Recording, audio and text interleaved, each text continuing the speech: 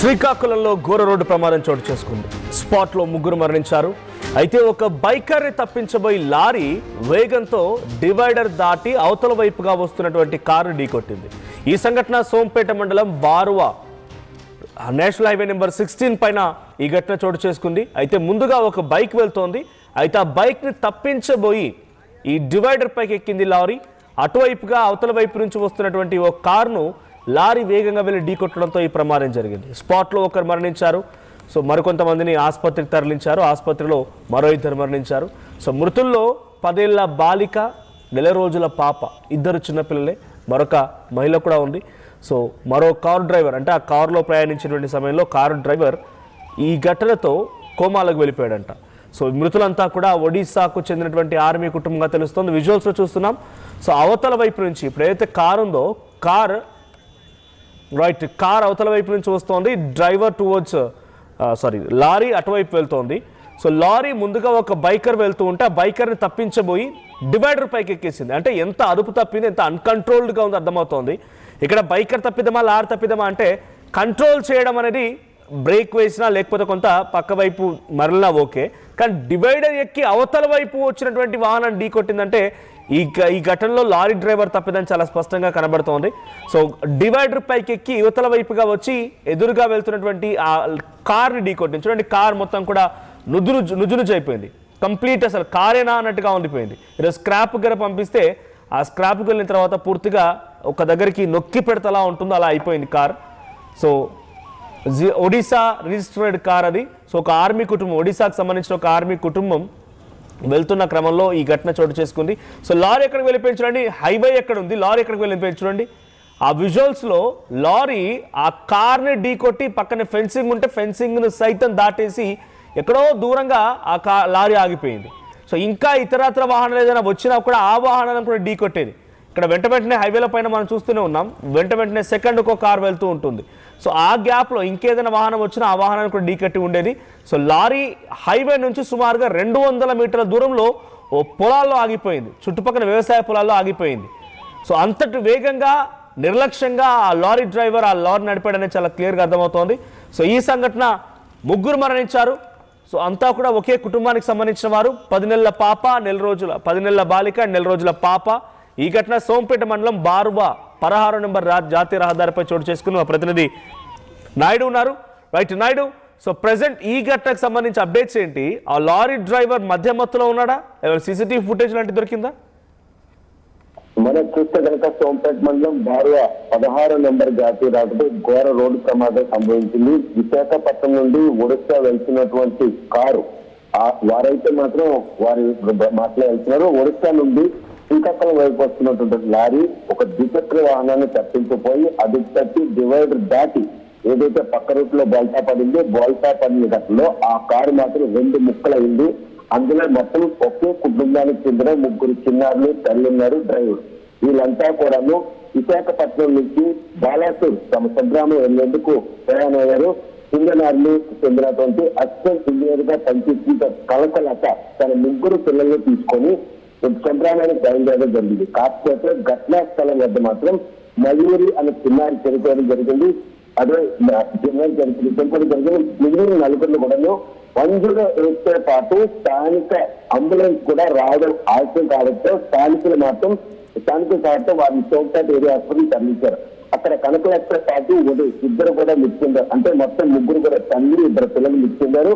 ఇక్కడ మిగిలిన ఇద్దరు ఉన్నారు. వారు కూడా అభిషేక్, ఆదిత్య. ఎవరైతే అభిషేక్ అని వేస్తున్నాడో ఆయన లారీ డ్రైవర్, ఆదిత్య వీళ్ళిద్దరూ కోమాలో ఉండడంతో అక్కడ మెరుగైన చికిత్స కోసం జెమ్స్ హాస్పిటల్ హుటాహుటిన రాత్రి తరలించడం జరిగింది. కానీ వారిద్దరి పరిస్థితి కూడా విషమంగా ఉందని చెప్పి డాక్టర్లు చెప్పారు.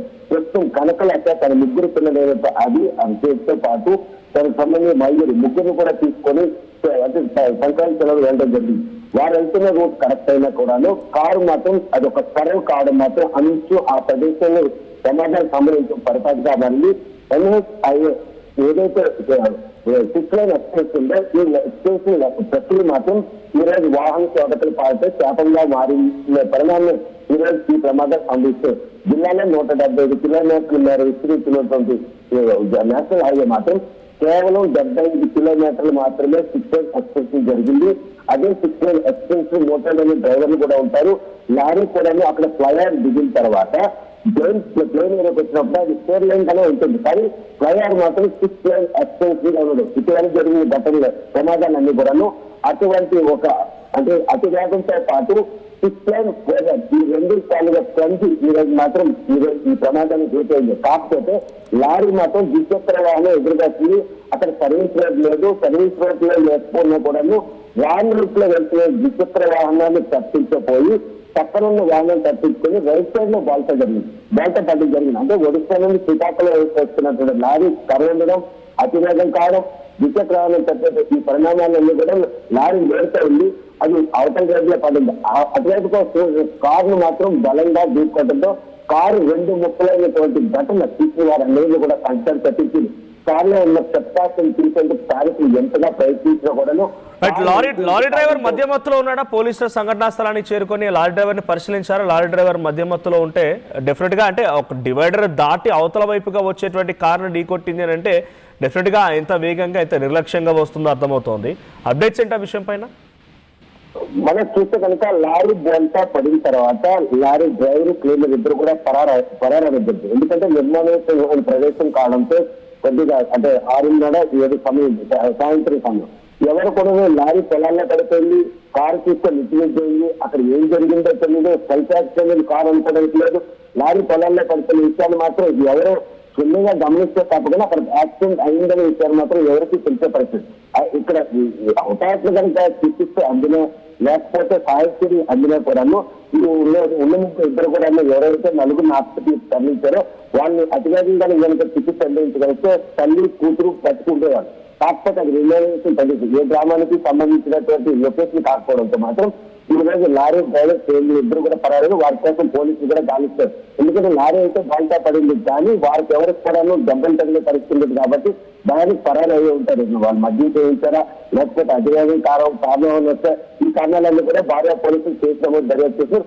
ప్రస్తుతం మాత్రం ఆ ముగ్గురు అంటే తల్లి కూతురు కొడుకుతో పాటు ఘటస్థలం దగ్గర కొడుకు చనిపోతే తల్లిండు అదే కూతురు ఇద్దరు కూడా అవసరంత హాస్పిటల్ ఇచ్చిందరో బతుకున్నటువంటి ఎవరైతే చిన్నారిందో అభిషేక్ అదేవిధంగా ఆదిత్య లారీ డ్రైవర్ వీళ్ళిద్దరూ మాత్రం శ్రీకాకుళం జెమ్స్ హాస్పిటల్లో ప్రస్తుతం మాత్రం చికిత్స పొందుతారు. వారు కూడా ఐసీలో ఉన్నారు. వారి పరిస్థితి కూడా ప్రాణాపాయ స్థితిలో ఉందని చెప్పి వైద్యులు చెప్పడంతో ప్రస్తుతం ఈ విషయంపై మాత్రం వారికి సంబంధించిన బంధువులు ఎవరైనా సమాచారం ఇచ్చారా, అక్కడ ఏదైనా ఆధారాలు దొరికారు, వారు ఎవరైనా వస్తున్నారనే విషయంలో మాత్రం పోలీసులు ఆ బంధువులు అడ్రస్ల కోసం ఆరా తీస్తున్నారు.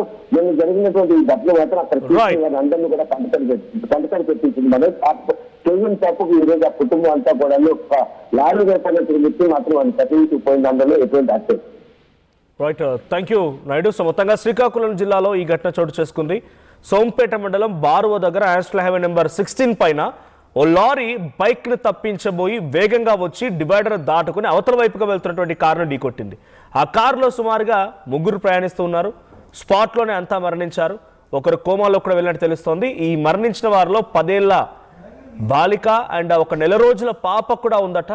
సో ఒక కార్ డ్రైవర్ కోమాలో వెళ్ళడంతో పాటుగా 3 స్పాట్లోనే మరణించారు.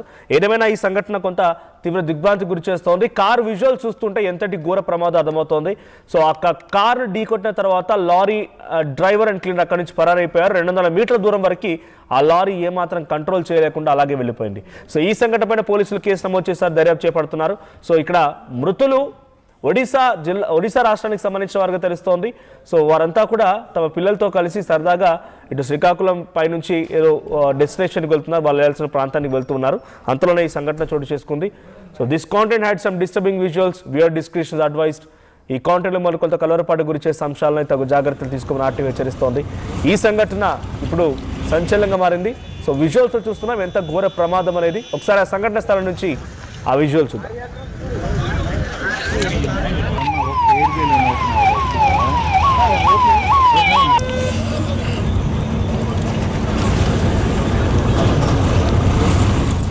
Local to global news at your finger tips. మీ చేతిలో ఒక ఆయుధం. Download R TV app. Media legend Ravi Prakash is back.